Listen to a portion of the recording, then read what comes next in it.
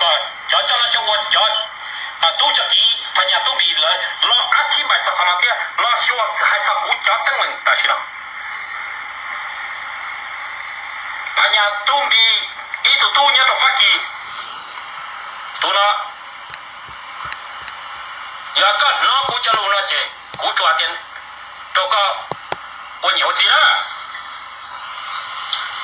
กูยังม้วนนี่จอดเนาะใช้ตัวหดจบไม่ใช่เต้จะชอบ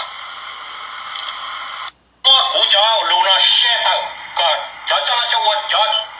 ตู้จะกี่พญาตู้บีเลยรออาทิตย์แบบสักขนาดที่รอชัวร์ให้สักกูจอดตั้งมันแต่ชิละพญาตู้บีอีตัวตู้เนี่ยตัวฟักกี้ตัวน่ะอยากก็น้องกูจะรู้นะเจ้กูจวดเองกูยินดีหมดนะไอ้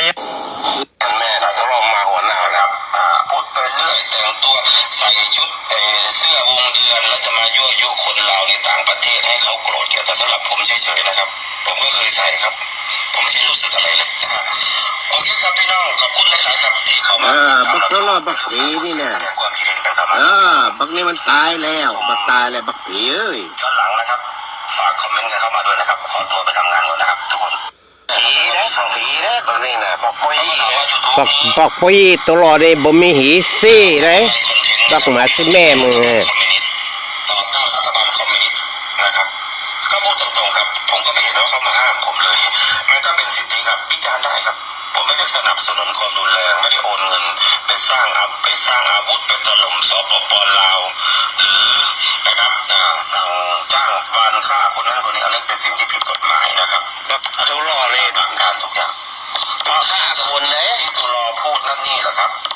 คือคนไม่มีความรู้นะครับพูดมั่วนะครับเมื่อวานซืนเนี่ยเขาก็ฟังออกตุลอเขาอาจจะไม่รู้แต่ว่าตัวเองเปรียบเสมือนหมาหัวเน่าตัวหนึ่งพูดแล้วก็ไม่มีใคร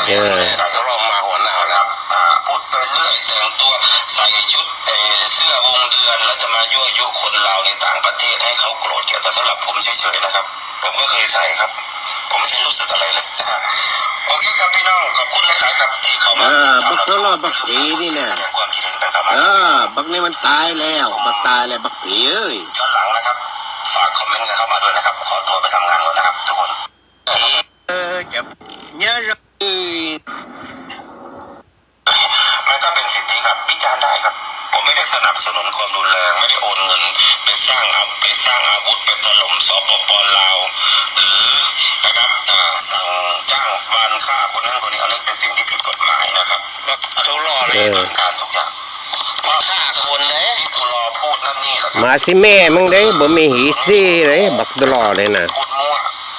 นะครับเมื่อวานซืนเนี่ยเขาก็ฟังออกตุลอเขาอาจจะไม่รู้แต่ว่าตัวเองเปรียบเสมือนหมาหัวเน่าตัวหนึ่งพูดแล้วก็ไม่มีใครแม่เราจะลองมาหัวเน่าแล้วพูดไปเรื่อยแต่งตัวใส่ชุด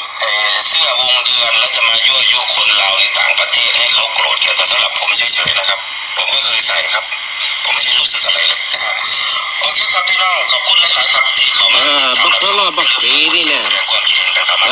บักนี่มันตายแล้วบักตายแล้วบักผีเอ้ยย้อนหลังนะครับฝากคอมเมนต์กันเข้ามาด้วยนะครับขอตัวไปทำงานก่อนนะครับทุกคน